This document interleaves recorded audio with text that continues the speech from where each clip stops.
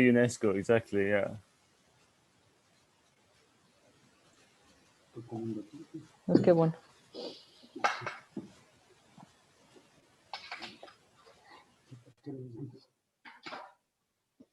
Anna-Maria, Oui. Madame Bunga nous a rejoint, elle est connectée désormais. Ok, donc on a tout le monde, on a tout le panel. Bonjour Gabriela. Hey, bonjour Marema. Ça va bien? Ça va. Anna-Maria, ça va? Bonjour, comment vas-tu? Quel plaisir de Bien. t'entendre. Voilà. Je suis toute heureuse et toute oui. On y va. On y va? Excellent. Très bien. Alors, bonjour à toutes et à tous.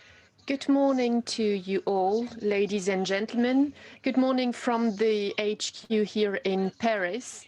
We are delighted to have you for this 5th edition of the UNESCO series of regional expert consultations against gender stereotypes in order to change mentalities and standards. You know that today we will be focusing on Africa. My name is Anna-Maria Malov. I'm in charge of the program against racism and discrimination. Interpretation is available in English and in French. You have the possibility to select the language at the bottom of your screen. Without further ado, I will give the floor to Mrs. Gabriela Ramos, Assistant Director General for Social and Human Sciences, for the opening remarks, and she will also tell us more about the concept to come, and then we will have our moderator and consultant, Mr. Tim Shand, who's the co-founder of a flagship program against gender stereotypes, and he is a specialist in this area. Thank you and have a good meeting. Gabriela, you have the floor. Thank you, Anna-Maria. Good morning to you all. Of the regional expert consultations against gender stereotypes. I'm very pleased to welcome the African perspective. And that's why I'm so glad that we have with us not only Marema, who's a champion there, but also Elsa, Fatou, Jan, Finn, Robert. Thank you for joining us. I'm sure that we're going to be learning from you and trying to bring this perspective to the program that Anna-Maria and team are working on how to redress the stereotypes, how to redress the prejudice and the role modeling that we have in our societies that is really affecting the standing of women all around the world. And we know that this is being exacerbated by the COVID pandemic. We have the numbers, we have the stories, we have the realities that are really affecting millions of women, millions of girls.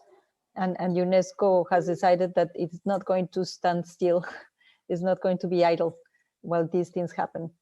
Because on top of the problems that the discrimination, the vulnerabilities in which the gender gaps in which women are positioned, we need to look at how we build these mindsets that put women and men in different boxes and that affect everybody. And stereotyping not only in terms of the negative ones that we know and that we just need to counter, but also even positive stereotyping by believing that only women can take care of kids when they're sick because we are more compassionate or because we are more caring.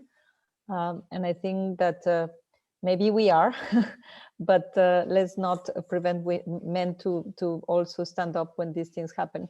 So this is the context, but the context also calls for the worst expression of this lack of autonomy and of this lack of respect and this lack of good standing for many women that are suffering violence, and that is also exacerbated during the COVID pandemic.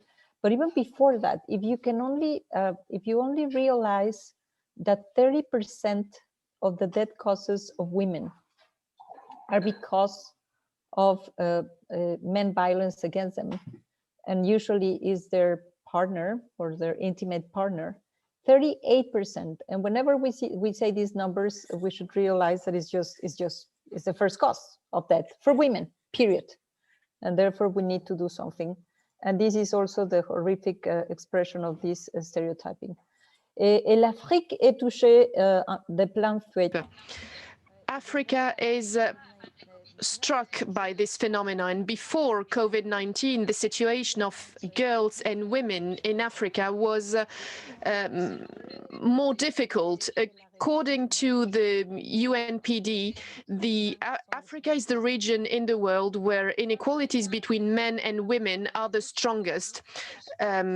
Women farmers work 2 hours more than men farmers, even though they contribute to the production of 89% of basic food. They only represent 8% of landowners and 10% of credit available. So it is always the same story, always the same situation. We have persistent barriers, early marriage, early pregnancy, the impossibility for women and girls to go to school, but also more boys when it comes to inheritance, for instance, and also more girls working at home. And as I said before, the COVID-19 pandemics worsened the situation. We know that sub-Saharan Africa, well, we have between 20 to 30% of women living in very poor households. And this means that the sustainable development goals will not be achieved. Of course, the pandemics also led to some delays when it comes to our initiatives in order to end early marriage, forced marriage. But if girls are not going to school, we will still have 7.4 million early marriage, forced marriage of girls, of underage girls. So 13 million additional child marriage. So this is a catastrophe. It is a disaster. I said it in Unesco. We have been launching a number of significant programs. We have accelerated our action when it comes to fighting against violence against women, but we want to make sure that we build concrete action, that we create international cooperations in order to address this type of situation. And how do we want to do it? Well, we want to make sure that we change mentalities, that we change cultural standards, that we change stereotypes as well, because we know it. We can write new legislation, we can make available public resources, we can draw public attention on the issue, but if stereotypes still exist, if we still have cultural standards favoring this discrimination, we will never reach our goal. I wish you a very good discussion. I hope that you will be joining us here at UNESCO in order to echo this call against violence, but also to echo this call to change things. If we want to build a better world after COVID, we will have to prove this in the relation we have with women, especially the place of women, the position of women. I believe that we will have a very interesting discussion, and I do hope that you will help us answer the question, that is to say, how can we mobilize the various models, the various leaders, in order to start the talk in the public sector, in the private sector, in civil society, in order to change those stereotypes and cultural standards. I wish you an excellent debate, and thank you very much for being here today.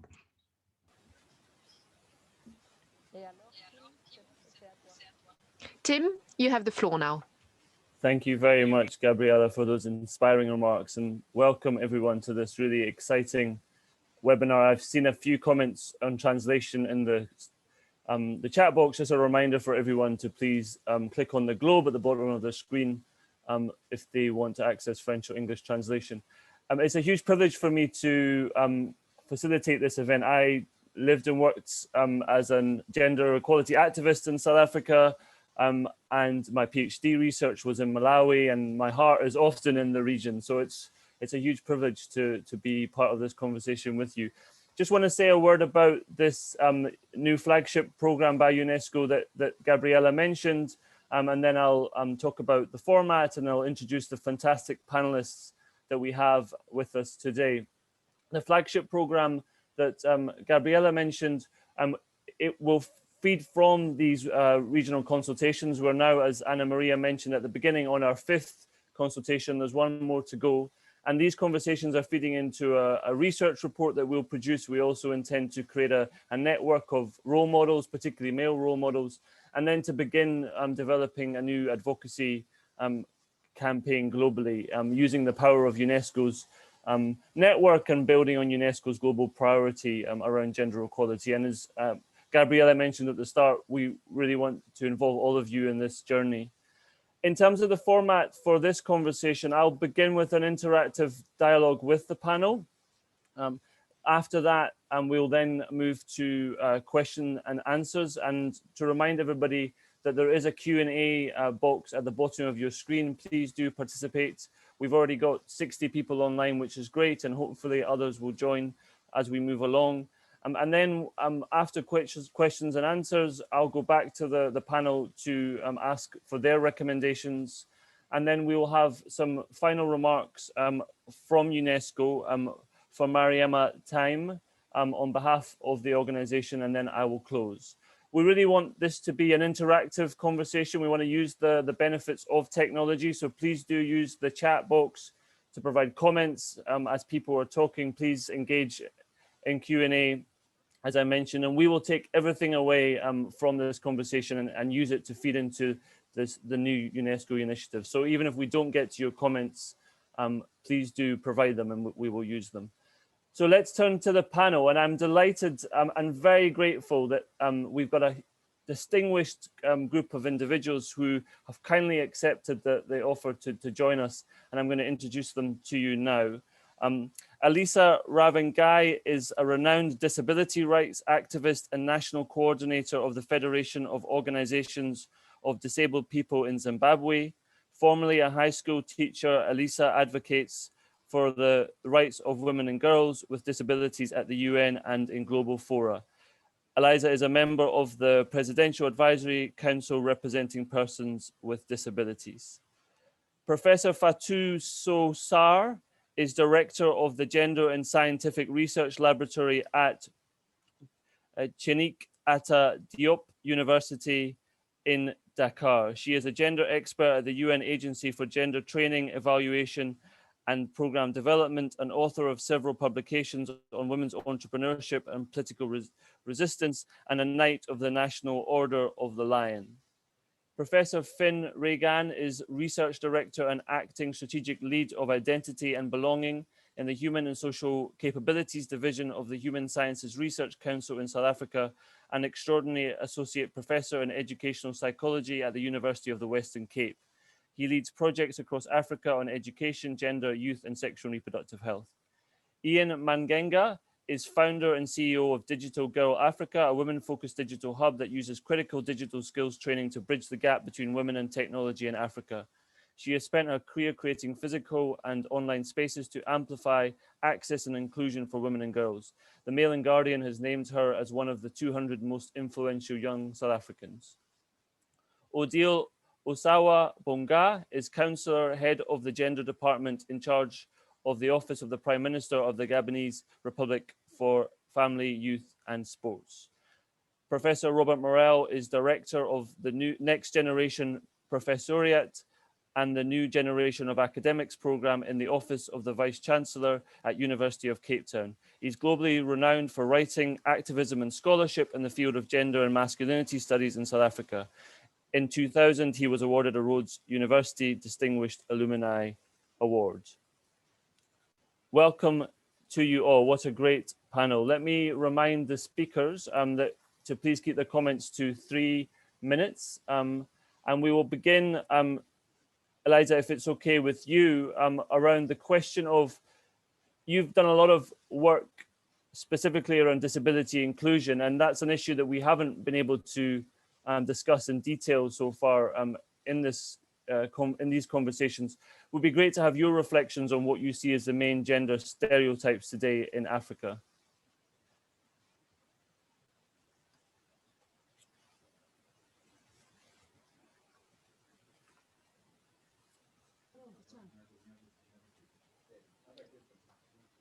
thank you very much for this opportunity to listen to me from my region. In disability inclusive programming, we are witnessing that women and girls in particular are marginalized because of their gender, and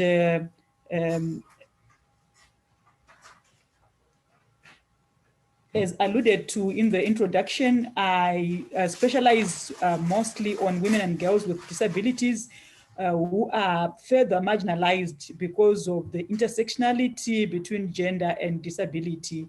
They are invisible in the public space because of lack of participation in the political and the public space, and also they are subjected to sexual abuse, gender-based violence, forced marriages, forced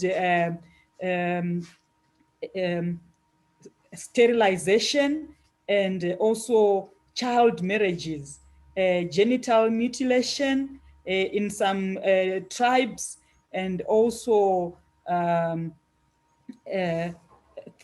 things to do with polygamous families, and also the bride price, which is mostly negotiated by men, disadvantaging mothers of girls and also women when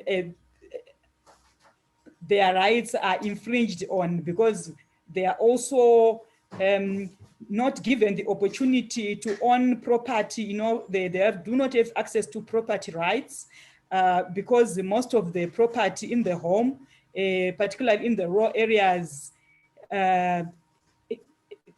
property is attached to men, and we are seeing that economic empowerment for women and girls is compromised, and also the issue of their political participation, as I said, that they are invisible because they are not deemed competent and capable, so their voices are silenced, and we do not see women and girls mostly in the public space, as I said. So in a nutshell, women and girls, they are not given the same value as men and boys in their families, even when it comes to education. Women, the educational outcomes for women are less than that one for boys. So as a result, they are disadvantaged and they are discriminated against because they are not valued the same. So we are seeing women and girls in Africa, their discrimination is a result of a culture which is the significant driver of their discrimination, and also some religious and traditional beliefs which further marginalize women and girls. And also these are the social norms and stereotypes that also lead to their social isolation and also marginalized in the public space. So what is, okay, thank you very much. Thank you very much, Lisa. Sorry to interrupt there. That's fantastic. And can I move on to Fatou now? Because Fatou, Eliza just mentioned the issue of women's limited political participation. And I know that you have focused on this issue in terms of women's political resistance and women's activism and kind of power relations. So I'd appreciate your perspective on what are the key gender stereotypes and challenges in the region.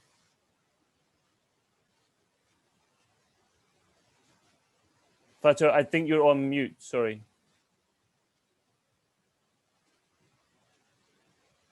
Thank you very much for giving me the opportunity to be able to speak to you today. We're at the moment, we're talking about the political participation of women in Africa.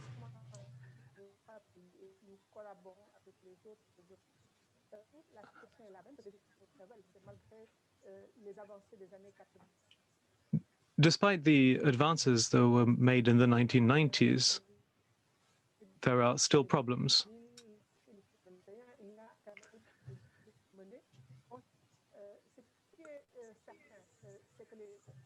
One thing is certain, the data shows that all important positions are taken by men. The heads of state are all masculine. And in COVID, we carried out a survey on the visibility of women in media sphere, and the results of the study are catastrophical. The political parties are the domain of men, and women are usually used to serve the person who is in power. And the positions they have are simply positions that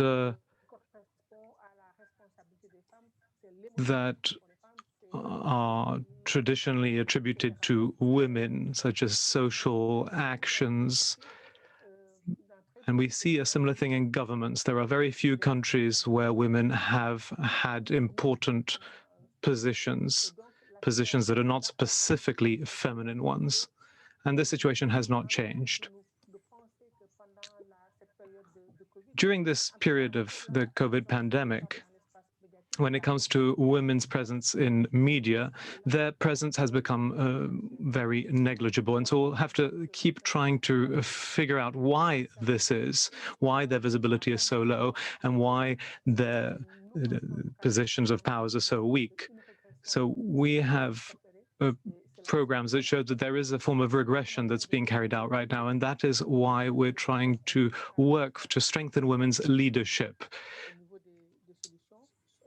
We'll bring this up when we talk about solutions. But despite the fact that there are women in certain key positions, this is a sort of mirage. There might be a woman who is at the head of the country or a few prime ministers, but despite this, when you look at the global situation, you realize that this is simply a way not to lose face, but that the reality is that the gap between men and women at the political level is extremely important, extremely wide, and there's a lot of work to do in order to bring women to true political power.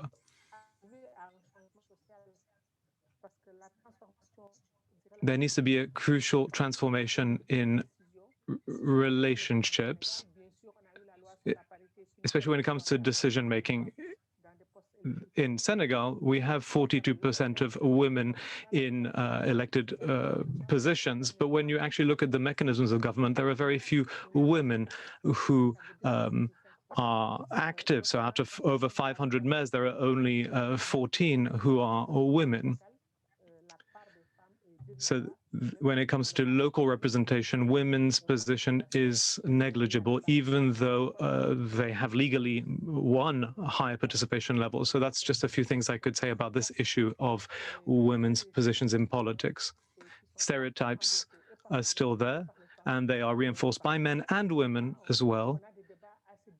We have rather strange debates in our country. For example, we say the women cannot lead, whereas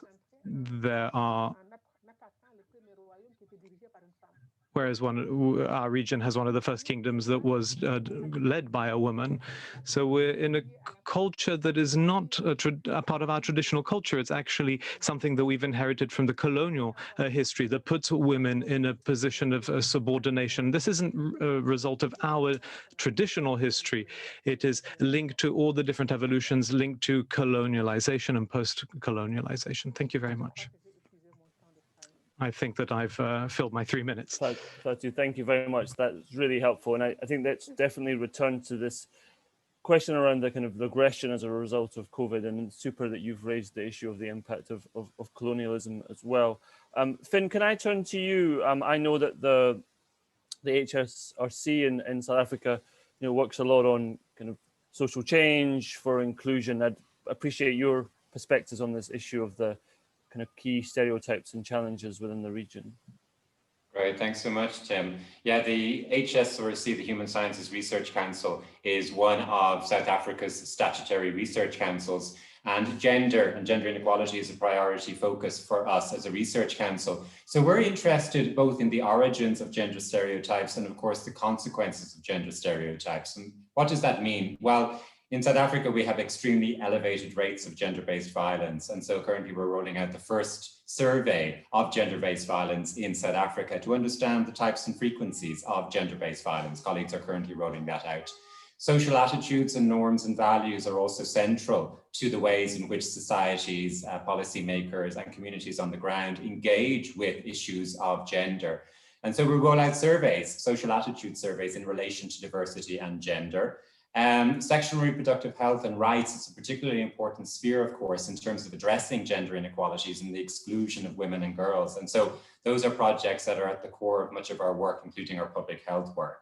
In short, I think there are some key points of engagement when it comes to engaging with and addressing gender-based stereotypes. One is the construct of gender itself. Elisa, a few minutes ago, was talking about intersectionality, and we are finding through our research that the most effective interventions, programming and policy, must necessarily take an intersectional lens to understand the ways in which gender is quite a broad category in many ways, including women and girls with disabilities, sexual and minority women, and gender non-conforming people, for example, who might not always be part of the conversation around the types and the origins of gender-based stereotypes.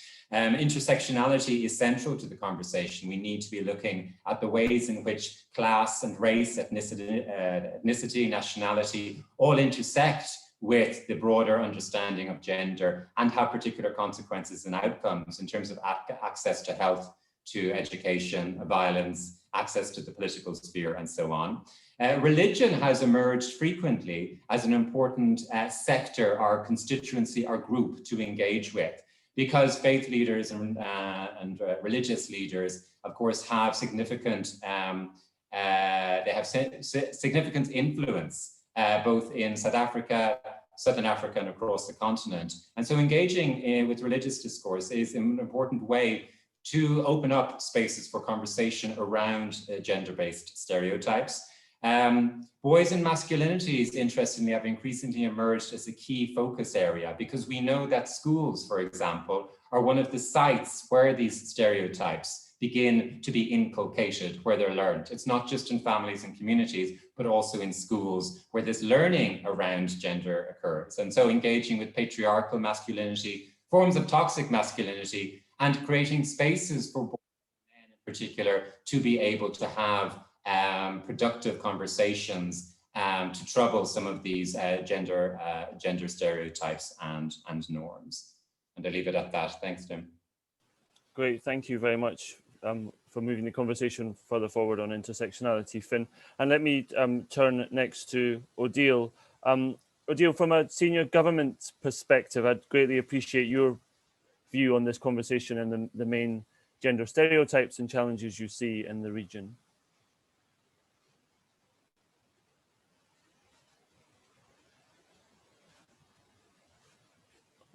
Is Odile with us? Odile, I see you're online. Are you able to join the conversation? You're currently muted. Odile, while you gather your thoughts and we fix the technology, let me turn to Rob. Rob, it seems to me one of the key threads that's gone through, of many, which has gone through what's all been talked about, is this question of masculinities. And you've spent a significant amount of your career focusing on that question. Would be grateful for your view on the key challenges in the region, and if you could reflect on kind of masculinities in particular would be super. Thanks very much, Tim. Good afternoon, everybody. Just to say thank you to UNESCO for organizing this. Always very humbling to come across linguistic competence of people when I'm so monolingual with a little bit of Afrikaans that helps me work in South Africa. So thank you, UNESCO. And thank you, Tim. Yes, as I was hearing these very interesting reflections, introductory reflections, I was thinking about male stereotypes, and I thought I would talk about the male stereotype of being a provider, and to distinguish this as an expectation of men and a stereotype that they will and do provide. And the research shows that often the provider role produces a gender entitlement that is connected to inequalities and gender-based violence. So there is clearly a very worrying downside of that particular stereotype. But of course, this is not uncomfortable just for women who happen to be on the receiving end of a dominating and domineering partner. It is, of course, also a great worry for men who are unable to provide. And this shows the other side, the complexity of gender stereotypes, that in a country like South Africa, where unemployment rates are heading towards 40%, that a great many men feel inadequate because of this stereotype that they failed to live up to. And one of the explanations of gender-based violence is they take out their frustrations and angers on women. And it's a very interesting complex to see that men and women find themselves caught in a material situation of unemployment, massively aggravated by COVID and in South Africa lockdown, where unemployment rates have skyrocketed. We've rolled out social grants to support people who lost their jobs, but it's obviously not enough. This is an enormous disaster really for humanity. And it has many gendered dimensions. So now you've got kind of new expressions of deep poverty that are played out in gendered ways. I haven't seen figures, they're probably not available, but anecdotally there are rises in mental illness and suicides, and those tend to be gendered as well. So that we have this stereotype of the provider role, just sticking with this one particular stereotype, which is damaging for women as it is often for men. And I think it's very interesting to try and think relationally about how stereotypes are limiting on both sides of the equation. That if I can be given just 30 seconds more, Tim, I'm very interested, particularly in Africa, where I'm more familiar, in the centrality of different forms of family and how people across gender and generational lines depend on one another. And I'm very interested to find ways where we can build the resilience of these groupings, because people are not islands. We don't live alone. We do live in community with other people. And in times of crisis, we depend on these other people, and we are in a time of crisis.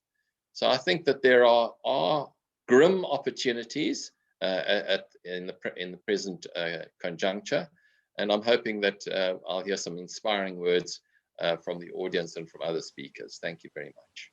Great, thanks very much indeed, Rob. Let me move on to Ian.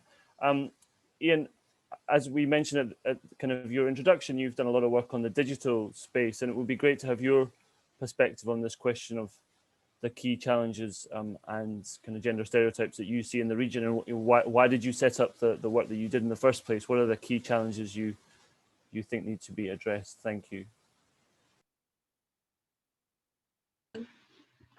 Thanks, Tim, and good day to everyone. So, it's very interesting what Robert just said right now about the stereotype of men being a provider, if I am to just piggyback on that example. Because in my experience, I've been working in the digital space for the past 5 years in different capacities, but mostly focused on women over the last 3 years. And one of the things that I've realized is that social media, or rather internet, introduces a new dynamic to gender stereotypes. And what I mean by that is, we always focus on the extremes when we're speaking about harmful gender stereotypes. And it's always women being on, men being on the receiving end, and women and other gender minorities being on the on the other end. But what I have realized with the convergence of pop culture and social media is that there is a space where, or rather an opportunity where women can be empowered, right? But like you said, because these gender stereotypes are so deep-seated in our institutions, in our cultures, and in our history, the little work that's happening on social media is not enough to penetrate to the grassroots. And because access to the internet is such a big problem, there's not enough of us online to change systems for everyone. So that's the first thing that I've realized. And one of the challenges that I've experienced in my work was to go back to the point on, to go back to the example of men being the provider. I think it's important for us to look at the history, where that comes from. I'm going to bring in a lot of contemporary feminist thinking into this, because although, yes, these gender stereotypes are harmful to women in the long run, but women have been able, and it's a particular kind of woman, which is still quite problematic. Women have been able to kind of latch on the little opportunities that they can get using social media and kind of like turn the narrative on its head. In the long run, and what I mean by this is when we speak of things like the blesser culture, you can't speak about the blesser culture and young women relying on old men without looking at the gender pay gap, without looking at the fact that it's very difficult for women or young women to still get employment, you know? So if we just focus on the one end, for me, it kind of like provides an unbalanced view of the situation. So my challenge still though is that there's still a lot of education that needs to happen, and popular media and pop culture rather are one of our biggest challenges in Africa when it comes to empowering women, because we can have these strong policies and laws and advocacy campaigns, but women are still logging on to the internet and watching shows that perpetuate these ideas, and so are men. Women are still listening to the same music that tells them that it's great to rely on a man, you know? So on my end, those are just some of the challenges that I'm experiencing. Just like how do we provide a full scope of what's happening on the ground, where we recognize women's agency instead of always presenting them as disempowered, you know, because we miss out on the opportunities to pick what they're good at and use it to empower them. Great, thank you very much, Ian. That's really has helped us to move the conversation on. That's great. Unfortunately, we don't seem to be able to get Odile back, but what a great first set of issues that you've all raised. So thank you to the panel. And I'd like us to come back to some of those, especially as we think about the questions. And we've already had a couple of questions come through. Thank you to the now 72 people. The webinar is obviously getting better as we go along, so more people are joining. And so please keep posting your comments. I'd like to move the conversation on to solutions. Elisa, I'll go back to you first, and apologies. I think I said Eliza the first time, Elisa. Elisa, you outlined, and as have the panel, a set of kind of key challenges within the region as it relates to gender stereotypes. What gives you hope in these slightly darker days? I guess what solutions do you see emerging in your work? What would you want to highlight to us? Okay, thank you very much. As part of solutions and recommendations of challenges that are being faced by women and girls, I propose that education and training to both men, women, boys, and girls to be able to deal with those stereotypes that were inculcated into their minds since time memorial, because through socialization, you know, even men themselves were socialized to believe that women are not capable, women are not competent, and to treating women less valuable, and also treating women as a sex objects to an extent that that is why we see there is a rampant sexual abuse, rape against women and girls, because they are treated as weaker vessels. This was through socialization. So I just think that UNESCO and its partners can build upon the momentum of the legislative framework as an entry point that is already in place, the legislation, the policies that are already in place to support governments to secure and advance women's rights through coalition building with women's movement, and also with organizations of vulnerable groups like organizations of persons with disabilities, to enforce existing laws and policies, to improve justice systems, and to align domestic laws to the international treaties for easy monitoring and evaluation, and also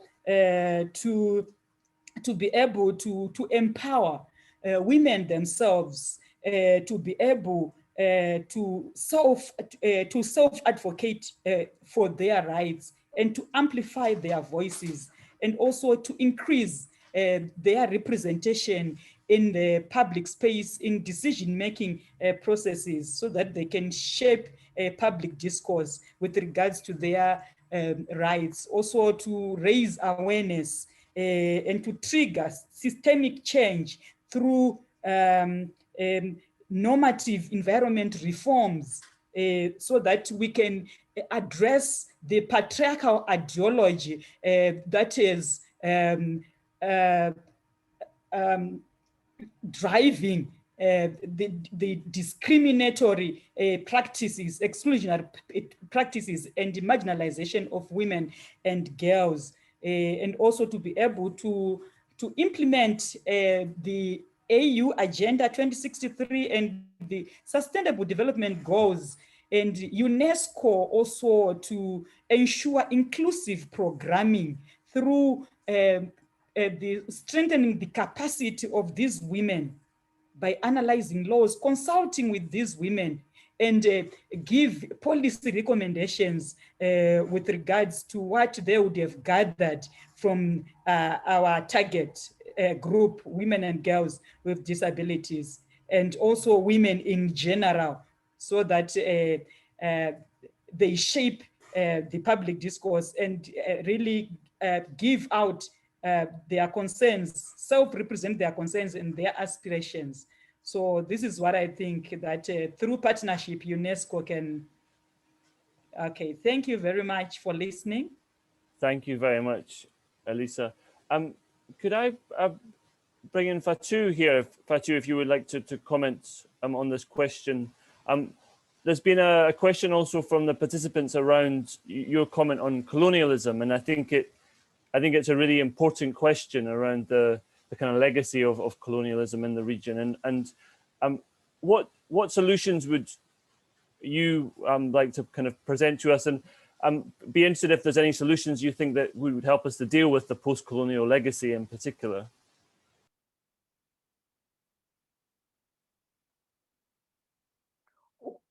Oui, merci. Je vais répondre à deux questions sur la. Thank you very much. I will be answering on two questions. Pertaining to colonialism, well, the dominant model was that of the winner, which is not at all in line with what was happening in those countries, because those countries used to be led by women. Senegal, Niger, Uganda, Madagascar, they were led by women. But the colonial model meant that suddenly the women were not eligible anymore. And 90 years after winning in Senegal, they finally gave women the right to vote again. So we had societies that were more balanced, because in Western Africa, we have the 1236 Charter, which is our common history. And this charter has been integrated to the Declaration of Human Rights, and a very significant position was given to women and governance, and they had to be respected. Now to Scofie. Scofie had a great result, which means that for the past 2 years, more girls than boys succeed in primary school. And the primary school, the end of primary school exam. And I believe that in 4 years' time, we will have more girls sitting baccalaureate, which is the A-levels equivalent. So we keep on working on this. Now, when it comes to our experience, well, we believe that there are 2 initiatives that ought to be taken. Women, this is what we are trying to do. Women are trying to take into account what was said before. Indeed, sometimes it is difficult to assume a masculine role in some societies faced with some requirements. However, we believe that 2 actions should be taken. Propose, offer dialogue with men. So women should take the initiative of starting a dialogue with men, but women should be determining the topics to be discussed. We should also put in place spaces for negotiation in order for women not to just sit there within a party and then for the party to decide what women should do. No, women should gather in order to build a front against a man, facing men. And this is what we are working on since October. And this will allow many women to move forward. Women in political parties believe that we should have more than 2.5% women who are mayors in Senegal. We should reach a 30% level. And in order to do this, we have started negotiation discussions with political party leaders in order to endorse all of this. Women should take the initiative within the political space, but women will also have to have an alliance with civil society alliances in order to be strengthened. We cannot leave it only to political party. There are not enough women there. We need external forces, and in that manner, in the at the right moment, when women will be rising in mass in order to say that within their party they do not agree with the way things have been done, they should have external support as well. This is what we have been doing, and we believe that this is very interesting. Now, when it comes to the classical model of asking men, this is not the way we want to do. We want to provide women with a new power, because the story of our country taught us that women in Senegal for centuries were able to change the trend, took power. When I say take power, maybe it sounds a little bit violent. It was not violent at all. We took power in a smart way with a lot of strategy, and women were able to take power in their locality, and they became the queens of those countries in the history. And we believe that in the democratic space, we have a number of possibilities when it comes to negotiation, but we ought to reflect, we ought to build strategies. I believe that women should develop new strategies about what they want and what they want to become in the political space. Thank you very much. Fatou, thank you very much indeed. Merci beaucoup. And I'd love to, if there's time, return to this conversation about how do we shift, kind of get men on board in terms of the political space, because I think that's often a, you know, you can empower women, as you're saying, but how do we get men in politics to change their opinion about gender equality? I'm really pleased that we do have Odile, and that perhaps is a good segue. Odile, thank you for making the technology work. I'd greatly appreciate your perspective, Odile, from where you sit at the top of government, both on the question around gender stereotypes in the region, but also perhaps what Fatou has just said around how do we shift and improve women's political participation and address patriarchy.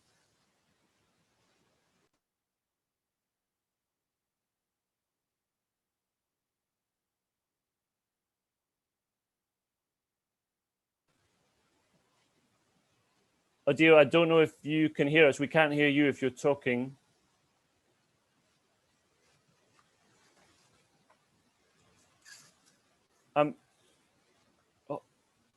Hold that thought, Adil, and we'll try and get you back in. Would anyone else from the panel like to come in on the question of solutions? Finn, would you like to contribute? Sure, yeah, thanks. Two key possible solutions among many that are being suggested come to mind.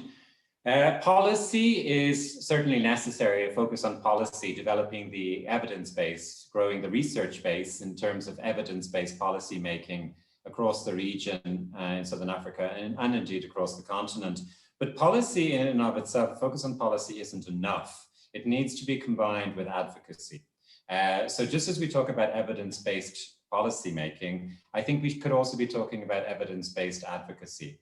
And by that, I mean, we've realized that developing the evidence base is fine, but it needs to be actioned. We need to be engaging with communities, consulting with communities, and in effect, translating research and evidence into modalities, forms that can then be used by social change advocates. Very briefly, an example of that is with faith communities. One of our projects at the HSRC evaluated the effectiveness of advocacy with faith communities across Southern and Eastern Africa. And what emerged was the importance of storytelling, the need for simple and easy to use materials with faith communities around issues of gender, diversity, intersectionality, and sexual minorities. In effect, the importance of framing, of being able to approach conversations around gender and diversity in a way that is contextualized, local, and resonates, including with faith communities and religious leaders. So that's the intersection or the partnership between researchers and civil society in particular. And that's a particularly important model for us at the HSRC, and one I believe is bearing fruit when it comes to issues of inclusion, gender, and diversity across the region. The second one, the second recommendation would be the necessity for a joined up, coordinated research strategy at a regional level and indeed at a continent-wide level. At the moment, there is sometimes the assumption that we're research or data poor in Southern Africa or indeed in the broader region, which isn't the case. I think what we are not doing, and we could be doing better, is having a more coordinated approach to the research and evidence agenda for the region. And why that's important is because it could also assist, therefore, with dissemination and uptake, ensuring that what we do know, what we find, across sectors and in collaboration and partnership then gets down to communities, activists, as well as to government policymakers and others. And so in effect, ensuring that the work, the research is impactful, not just academically, but socially and broadly impactful. Thanks. Great, thank you very much, Finn. And one thing I'd appreciate you to maybe think about for when we come to the final recommendations for UNESCO is how could and should UNESCO engage with research communities and people like yourself as part of this initiative? Could I bring in Ian on this question? Ian, if you'd like to contribute on solutions. And just a reminder to everyone listening that we'll be moving to more Q&A specifically in a couple of minutes. So please keep the questions coming. Ian, over to you.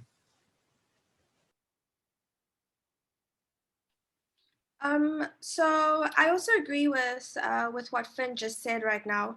I would also add, you mentioned research, a collaboration between researchers and civil society. I would also add creatives.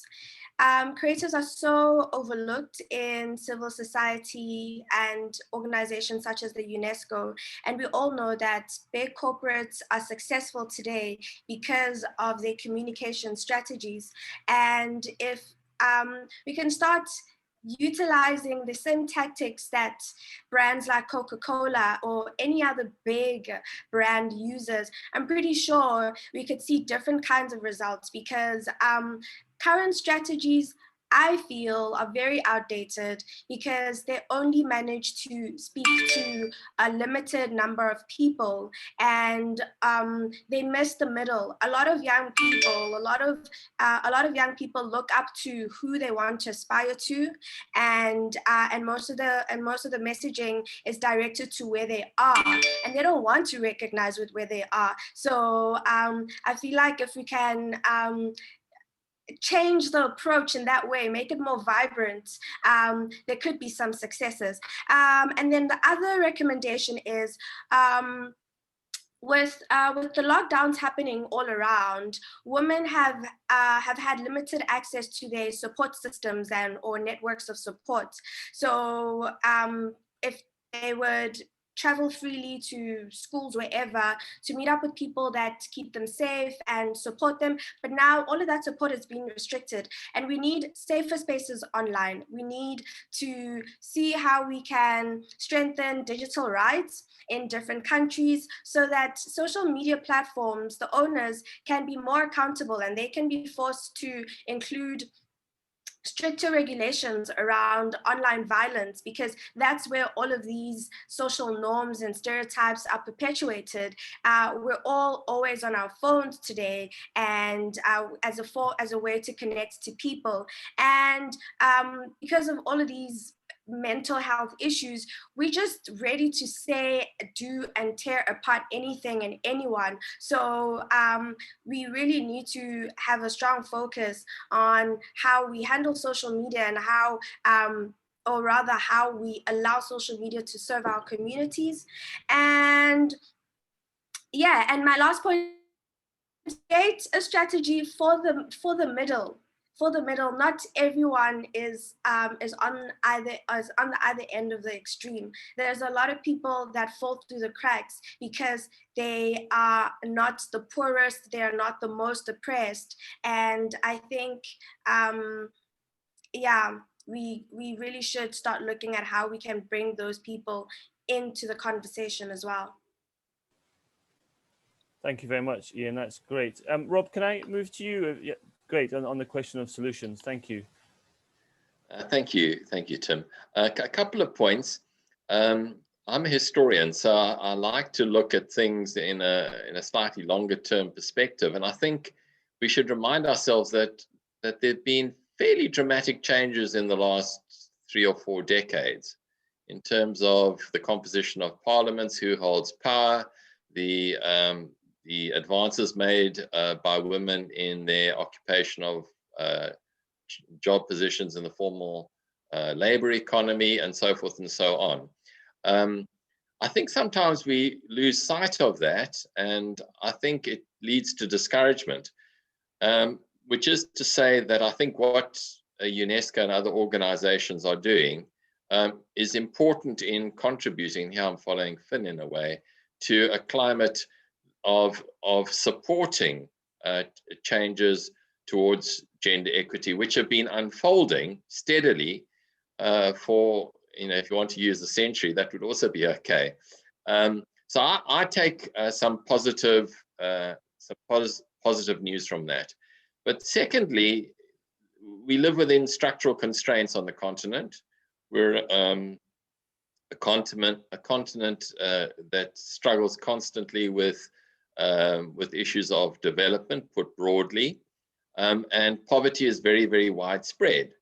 Now, there are 2 things to say about that. The one is it puts a cap on what you can achieve, because people in situations of great precarity tend to focus on very immediate struggles of putting bread on the table, for example, rather than the conversion of rights into lived realities, to use Amartya Sen's words, sort of capabilities. On the other hand, there are really interesting case studies in Africa where situations of precarity have shown that gender equality can be advanced. So I think of Hollander's work in the the Democratic Republic of Congo, Margrethe Silberschmidt's work in Tanzania, where in situations of economic downturn, women have shown their ability to step into vacancies and to take opportunities, and that this has resulted, I think, in the reshaping of gender roles and gender stereotypes. So while we are faced with this calamity of the COVID pandemic, I would also keep a keen eye open for signs that actually gender equality is being advanced in unexpected ways. Thank you. Great, thank you very much, Rob, and thanks again to everyone for those really insightful remarks. I'm going to come to a couple of questions from the panelists, and Odile will still try and bring you in if we can make the technology work. And we've had some great conversation, and thank you everybody. And I'm particularly pleased that this question of colonialism and post-colonialism comes in, because I think it's so important. Firstly, there's a question around kind of the grassroots and where ownership of initiatives lie, and in particularly the role of African feminists and grassroots organizations. I appreciate anybody on the panel who would like to reflect on that and how we engage with them. And then a question of how we work concretely with religion. The religion's been mentioned a couple of times. How do we engage with them? What's the solution? And then I'd like to ask a question of how do we concretely work with men? How do we challenge kind of patriarchy and masculinities? How do we shift the norms around politics, but how do we reach out to them and concretely shift while clearly continuing to empower women? So begin with those three questions, if anybody on the panel would like to come in.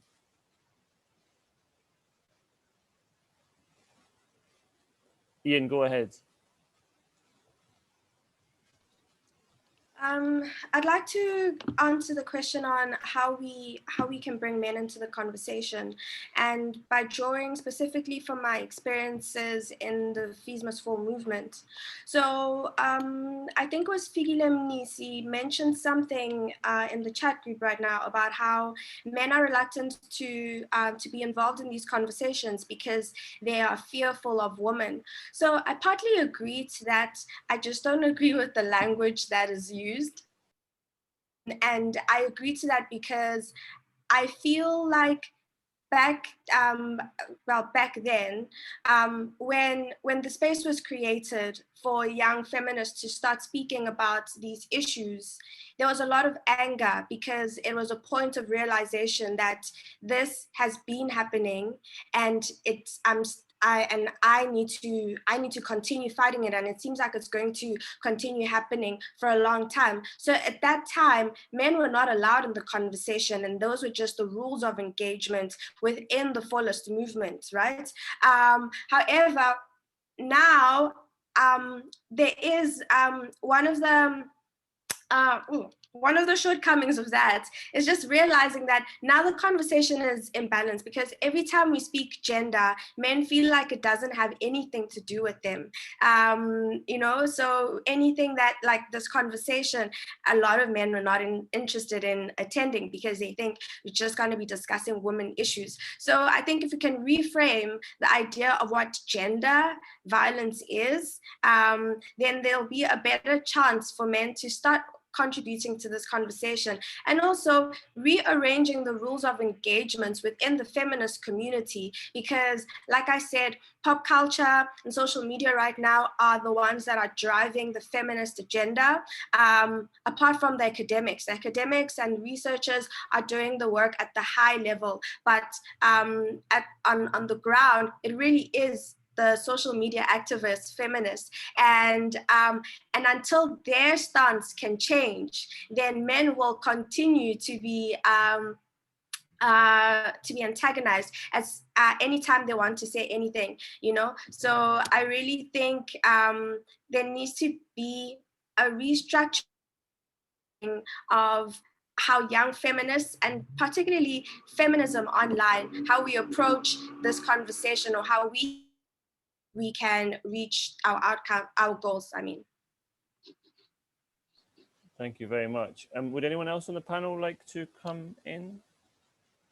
Please raise your hand, or Elisa, are you raising your hand? Sorry. Fatou, please go ahead. Oui, donc je pense que. Yes, I think that in the future, and thinking about the context in which I'm working, because the issue of gender is also an issue of culture, it doesn't manifest itself the same way in all spaces.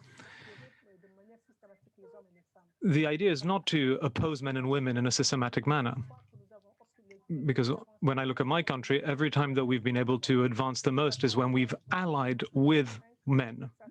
whether this be the voting rights of 1945 or the 98-99 violence against women laws. We've always worked together to get these positive changes. So we need to work with this group that has something to say, because the solution is in our hands. And we realize today that most political parties that play an important role in these countries,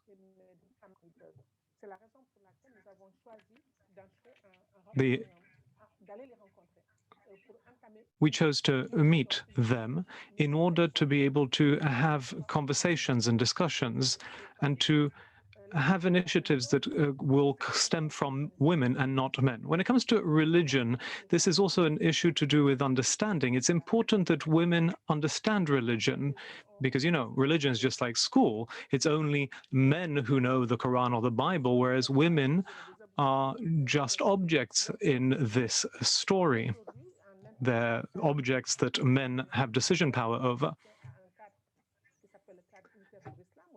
I personally work in an Islamic faith organization, and I meet men and women, and I believe that more and more there are women who understand religion, and they can change the discourse. They can put in place a discourse that will transform things, because the problem is the way that religion is used as a tool. And it puts women in a situation of weakness, even though they belong to those very religions. So the idea is to see how they can have their own voice and their own discourse that can go against the male narrative, which is often manipulative or opportunistic. So there has to be a vision of religion that goes hand in hand with women's interests. But also remember that in Africa, we're in a patriarchal societies, but there is also a matrilineal situation that exists. So we need more education, more culture to understand what mechanisms are at play in the different societies, to see how we can anticipate things and how we can project ourselves forwards. Today, new technologies have given us many new opportunities to transform our imaginary. And I think that's at the heart of the issue, is how to change our collective imaginary in Africa, in Senegal, for example, to change men's mentalities. Fatu, could I just ask you a quick follow-up question? You mentioned, I know that a lot of your work has been focused on kind of women's political struggles, and you mentioned, and others have mentioned about how COVID has led to things regressing, things going backwards, so to speak. How do we, given the cultural challenges you just mentioned, how do we engage male political leaders to change their opinion? How do we reach out to them? Clearly we can empower women, but how do we speak to male political leaders in your view? So they're more supportive of gender equality? Mais c'est ce que nous sommes en train de faire. That's what we're trying to do in the program that we have. We've identified them. We've spoken to them on the phone. The last time we met the president of the Republic himself to tell him that you have 2.5% of women who are mayors, and this has to change. And he said, okay, but you also need to speak to the other political leaders so that everyone's on the same page. So it is possible to speak with these people. And that's what we've seen with our experience. But at the same time, we'll have to work on the future. And that goes through education, how to transform people's mentalities and imagination. We've tried to do this through comic strips for high school students. And the idea is to allow these young people to imagine a future world where men and women will be in a different situation, a more fair and equitable situation. The problem for us is we launched this comic book project based in Africa, so that someone doesn't say that this is a foreign project, because many people are reluctant when they think that this is something that's being opposed from abroad, that they're thinking that this is a colonialist, post-colonialist discourse. So we also have to be careful about that, to be able to create something that's based on our own cultures, on our own realities, and to find the elements within our cultures that will justify this project for social justice and equality between men and women, to show that this is possible because Africa has known this and that this is part of Africa's history. And we think that men today, and more with the UN Women program, we can see that there's more and more men involved in this. When it comes to violence against women, we can see lots of young men who are also involved on this issue. So change is possible. We've seen small-scale change, and now we have to see how we can step things up to massively educate people on this. And we're quite optimistic, because for now, people are open to the narrative that we know, but it's the next elections that will show whether they have really subscribed to what women want, to have more women in the public government sphere. There's another question that I was asked on organizations that work on education. There are many such organizations, and I can't mention them all. My one is the FAO, the African Educator Organization. There's the Women and Health and Culture organizations. There's many organizations that work at the international level, but also at the regional and local level. So in Senegal, we have lots of organizations, male and female organizations, that are interested in girls' education. And this shows you why we obtained the results that we did these last years. Fantastic. Thank you very much. Finn or Rob, would you like to come in on these questions? Either of you, Finn, go ahead, please. And then Sure, Rob will come to you. Yeah, thanks. Just 2 points in relation to the faith sector, to faith communities and religious leaders. We've worked with civil society partnerships between researchers and civil society, in particular civil society working with sexual and gender minorities.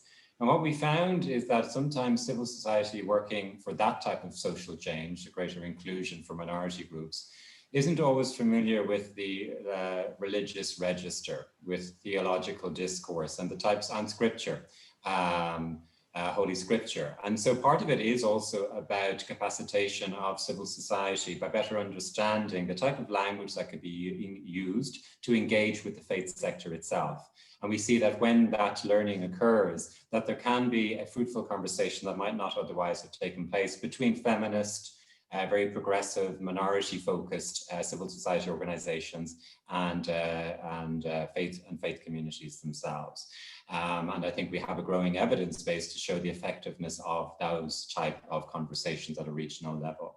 And then secondly, just in relation to schools, to the education sector, and particularly to higher education, because I think, if I saw correctly in the chat box, somebody did mention schools and faculties of education. And I think those are key sites, because in terms of our teacher cohort nationally and across the region, there needs to be a familiarization with the language of gender to be able to not only move forward with the implementation and the inclusion of sexual and reproductive health and rights interventions and teaching and learning in schools, whether that's in terms of life skills and life orientation, or whether it's comprehensive sexuality education, as has been rolled out across the continent.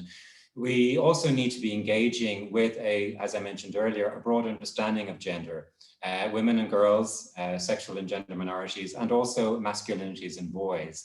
And I think it is a complex area for teaching and learning, but it does begin in schools and faculties of education to capacitate and support teachers to be ready to create these spaces for boys, girls, and all young people in schools to have these type of conversations and to trouble some of these gender norms in the classroom. Thanks. Great, thank you, Finn. And Rob, I'll come to you. And can I just add an additional question to complicate your answers, Rob? Some of the comments have been around and this reflects my own findings and conversations I'm sure you and I have had, that women also living in a patriarchal world reinforce some of the structures of men's power, of men's domination, that it's not just male domination and patriarchy being practiced by men, that women are also a part of that system of inequities, given patriarchy. Love any thoughts you've got on that, and then more the other questions that have been said. Sure. Thank you, Tim. Thanks to everybody. I wanted to make, let me come to that point last, Tim. The first point I wanted to make was following Fatu's comment about the greatest advances being made when men and women are working together. I think there's a profound truth in that. And it does go to issues of theories of gender transition. How do we move forward? It's a very complex issue. But I think that when you place two people in competition with one another, groups in competition with one another, without looking for some kind of middle ground, things often get worse rather than getting better. So I do think that there's, particularly in a context like South Africa, where you have very progressive constitution, a lot of gender equality policy, that there is an opportunity to move forward strategically rather than in contestation with one another. And I think, particularly in the recent period, there's been a shift of treating men as enemies rather than possible allies. And I think that that's strategically a mistake. I understand why people get angry when wrong has been done you, and you see it systemically reproduced day after day. Of course, it produces anger. But I think that our best prospects for longer term and enduring change are when people can find a common agenda and pursue it together.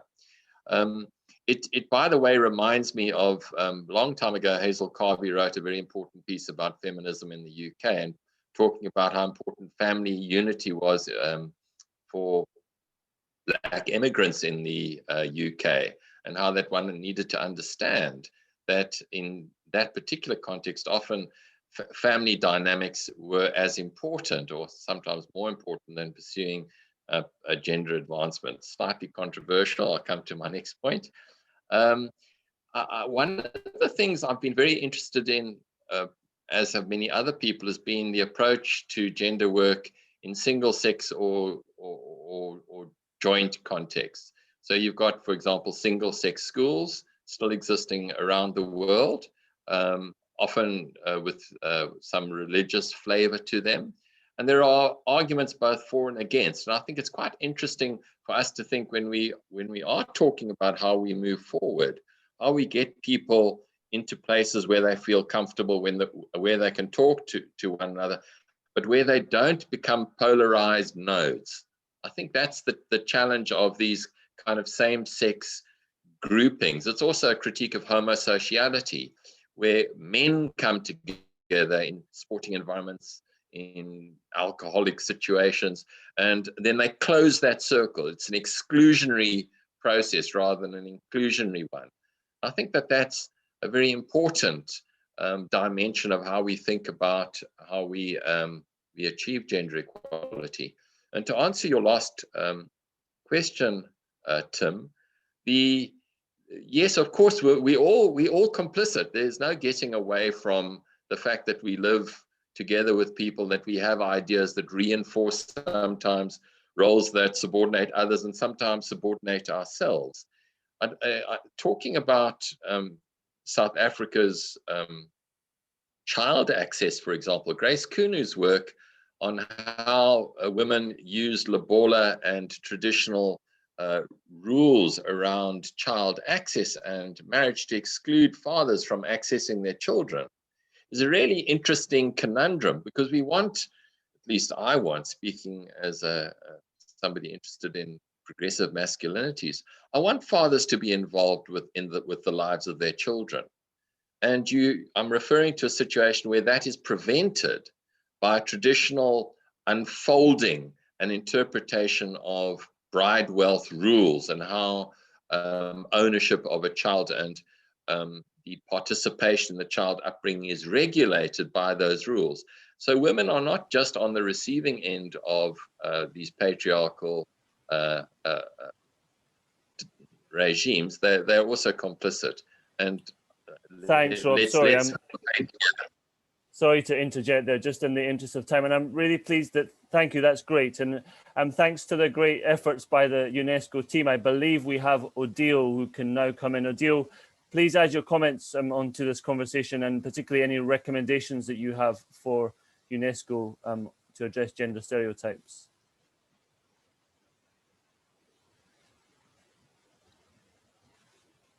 Bonjour. Écoutez, je viens à peine de vous rejoindre. Et Garot expliquera un peu comment il s'est débrouillé, mais bon, depuis le début, j'ai eu du mal à vraiment me connecter. En fait, je vous avais en écran, mais j'arrive pas à m'apercevoir ni me entendre un retour en son. Donc, si vous pouvez bien me poser une question par rapport à où est-ce qu'on en est, comment voulez-vous que j'intervienne, quoi.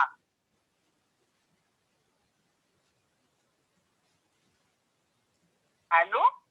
Yeah, we can hear you. Please continue. I'm not sure the translation is working, however, but please continue.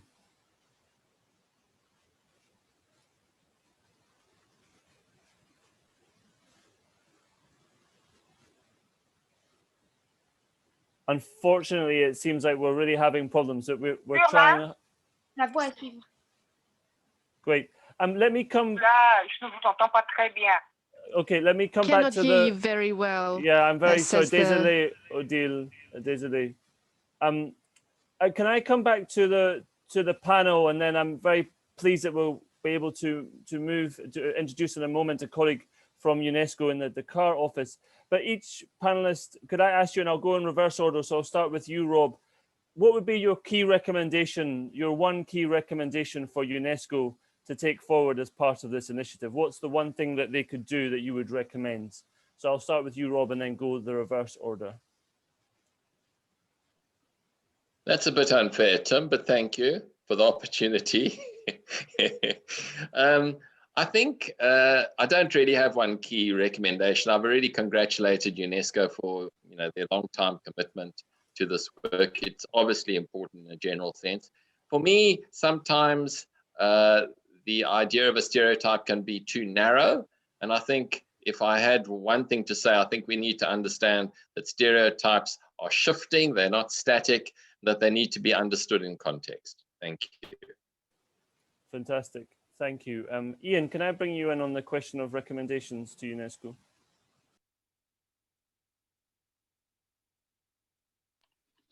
Sorry, please say that again. Please repeat your question. What would you recommend that UNESCO specifically focuses on in relation to this new initiative? We've discussed a lot of challenges and issues. Is there anything in particular you would like to flag? Okay. My one recommendation is to include more younger people, and by younger people I mean specific young people, creatives. They're the ones with the energy, with the ideas, exciting ideas on how to achieve wider reach, and also to communicate different messages with different types of groups way much better than most organizations can. So yeah, let's work more with creatives. Great, thank you very much for that. Ian, Finn, can I bring you in? Sure. Going back to the point of knowledge production, as a research council, obviously a key priority for us in terms of ensuring that policy and also social change is evidence-based. So a way to coordinate the evidence agenda across the region to ensure greater dissemination, greater uptake, greater impact across sectors with communities, with policymakers, with government, with researchers themselves as part of that conversation in partnership with civil society. So especially in a context that is sometimes resource constrained, we need to optimize the knowledge production process and the outcomes in terms of greater social change and inclusion. And fortunately, I'm very glad to currently be in conversation with UNESCO, with your UNESCO team around the possibility of establishing such a coordinating hub for this part of the continent. Thanks. Great, super to hear that's the case. Fatou, over to you. Well, thank you very much. as the previous speaker, I would like to insist on knowledge production. This is the way for us to move forward and to have this shift. And I do like the idea of creatives, artists. Artists helped us a lot in the program to fight in favor of parity. And I believe that the artists, women artists, solve their accounts with society. They are able to bring new projects. And I believe that they can provide us with hope. But all of this must be based on knowledge production, and knowledge should be real, because in truth we talked about patriarchy, about the social model, but the system is not a homogeneous one. So starting from there, we have to know deeply, deep down, how Africa is working, and based on this fundamental knowledge, then maybe we can project ourselves in a future that will be fairer, more equitable. And for this, we need to enhance knowledge production. Thank you.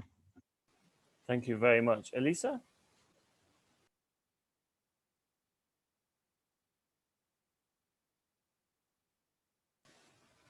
Elisa, I think you're still on mute. Oh, great. Go ahead, please.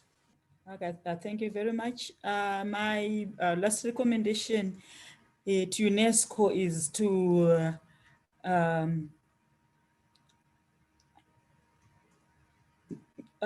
promote inclusive programming, because I still believe that gender stereotypes are a result of socialization. And by inclusive programming, I'm saying we should also target men and boys, because most of the projects that are commissioned by UNESCO that are promoting gender equality, they are targeting women and girls. So I would recommend that it becomes inclusive of men and boys, so that we debunk the social trajectory, desocialize from boys from a young age through maybe the education sector, through the mantra catch them young, so that we can really change their mindset, you know, to have that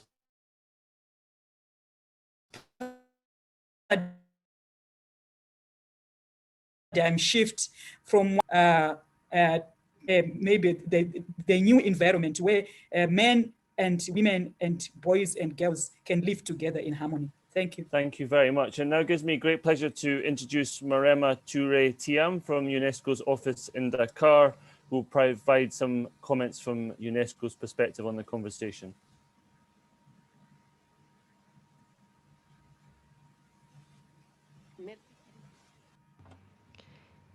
Thank you very much. Thank you, Anna Maria and all colleagues. I hope you're able to hear me.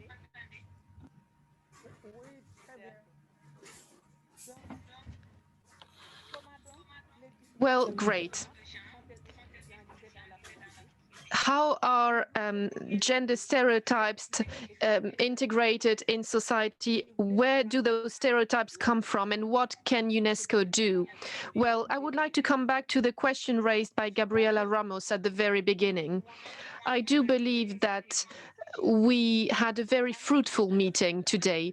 In Western Africa, we tend to say that this is the region where we have the most inequalities on the continent.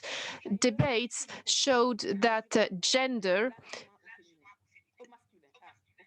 and activities tend to be actions tend to be mostly in the hand of men. 42% of 42% of women only in the Parliament of Senegal, despite the law on equality. I insist on this in order to state that it is important for women, for states to start making legislation going towards parity. But legislation towards parity is not a solution, because even when we have a law, gender stereotypes still govern society. So we have to go further down in order to question how gender is institutionalized in society, in mentalities, and therefore becomes stereotypes. Now, we had a number of regressions in Africa, and those regressions, they come back during crisis, especially during the COVID crisis, and we see it especially in gender violence. And I think Fatou has shown us that this regression goes back to the invasion. Now, why is this important to work on these questions? Well, we're in the habit of saying that fighting for gender equality is an imported struggle. But history has shown us that the struggle for gender equality is a struggle that has always been present in Africa. There are many examples. There's the first resistance of Yala, who was one of the first resistance here in Senegal against colonization. There are good examples of this. In order to dismantle these stereotypes, we need to understand them. And this means that we have to consider them in their intersexual nature. And we also have to adopt an inclusive approach that allows us to highlight powerless groups who have no power, including people with disabilities. Gender stereotypes are also carried by men. Even though society institutionalizes them, the idea that society has of the dominant male is based on the image that men have of their dominant position. And this makes stereotypes have a very long life. So men have to be included in this. You can't have women without men. You can't have men without men. It's a civilizational struggle. It's a social struggle. And so this is a struggle that has to be carried out by men with women. But beyond these questions, what is fundamental is that all the interventions that we've heard today have agreed that it's between power and knowledge of the people who are invisible, that is where the problem lies. This means that what we need to do is we need more social justice, but we need more cognitive justice in order to understand and unravel these inequalities. And it's from this point of view that social science research is fundamental. It is fundamental because it will allow us to highlight the many different positive experiences that give us cause to hope. And they can also show us that the different types of social relationships are possible. So more specifically, when it comes to recommendations, there are two things. First of all, we need education. Not only more education for girls and for women, but we also, beyond this, have educational systems and socialization systems that are more fair. This is what I called social justice earlier on. To give a new impetus to women's empowerment, we need to base our practice and our discourse on the positive history of societies. The different examples were presented here today, but I think you all agree that we need that women, African women, reconquer the initiative. And in this reconquest of the initiative, nothing must be left behind. We need to use the digital sphere, which today is a fundamental space, and we need to use it to change mentalities, to change the political space. And last but not least, we need to demarginalize humanities in Africa. We need to demarginalize research and social studies. This is the only condition that will allow us to improve our knowledge base of the practices and actors, and to identify the future trends that will allow us to improve the probability of hope, as opposed to the probability of despair. Finally, the context